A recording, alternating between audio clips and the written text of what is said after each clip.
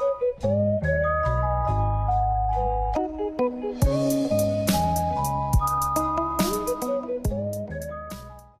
guys, Tech James here. So you might remember a while ago I did a video on this. This is the Data Frog Retro Handheld Gaming Console. It's basically like a fake PSP, but it plays loads of different ROMs like Game Boy Advance, Game Boy Color, Sega Mega Drive, Neo Geo games, and basically I've been watching quite a few YouTube videos on the Soldier Boy games console, and it's got a really similar operating system to what this has.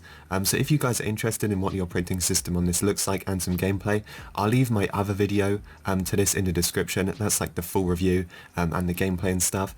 But in this video I want to take this thing apart because on the Soldier Boy games console it actually had a small micro SD card inside with all of the games stored on there. So in this video I want to find out if this is exactly the same, if this has a micro SD card inside with all of the ROMs on, because this had a really good ROM library, and I'd like to copy across some of the games to my PSP because as you know ROM websites are very rare these days. So what we're going to do is we're going to take this thing apart, let's see if it has a micro SD card inside, and if it does I'll be connecting it to my PC and let's see if we can copy any games from it.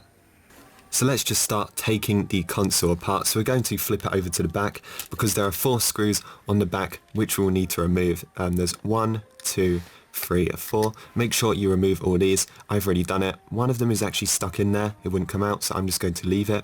Once you have removed these 4 screws, we can actually take the back off. Now this back really does look like the back of a PSP, so that is pretty funny. And here it has the 1200 mAh lithium battery. We can also just remove this.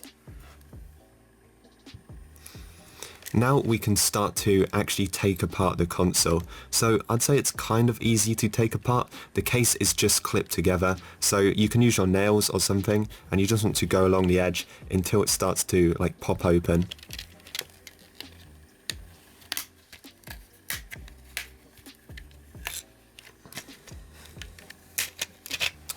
So there you go, mine popped a few times and now the case is completely open. So open it carefully because a few buttons might fall out.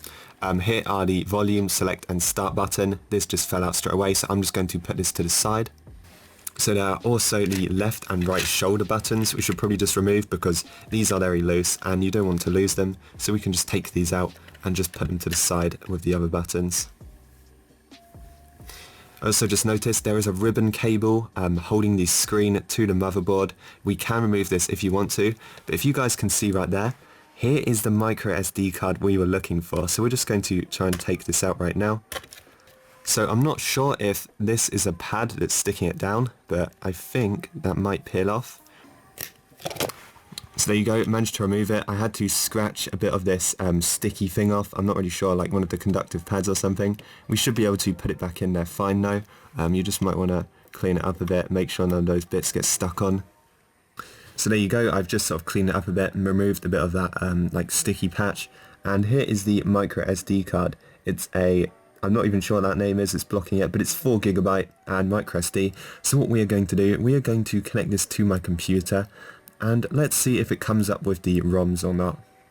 Okay, so I just plugged it into my computer and this is actually really cool. So it's come up with 4 drives. It's partitioned into small full drives for some reason, not quite sure why, but it came up asking me to format it about 4 times. Make sure you click cancel on all of them. If you do format this SD card, you will lose the operating system and all of the ROMs on there.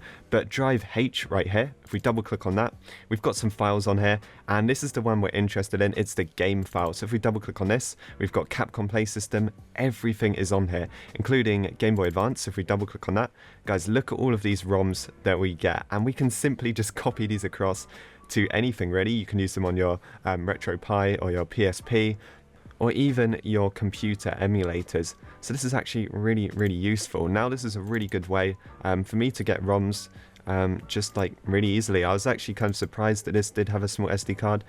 So yeah, if you're searching for ROMs and you don't know where to get them, you could always get one of these just for the SD card because they do have a really good library of stuff. SMS, I think that's Sega Master System. It's got a few of these in there as well. Game Boy Advance and Capcom Play System are probably the most interesting for me. But yeah, that was actually pretty interesting. So if you guys enjoyed this video, make sure to like and subscribe, and I will see you guys in the next one.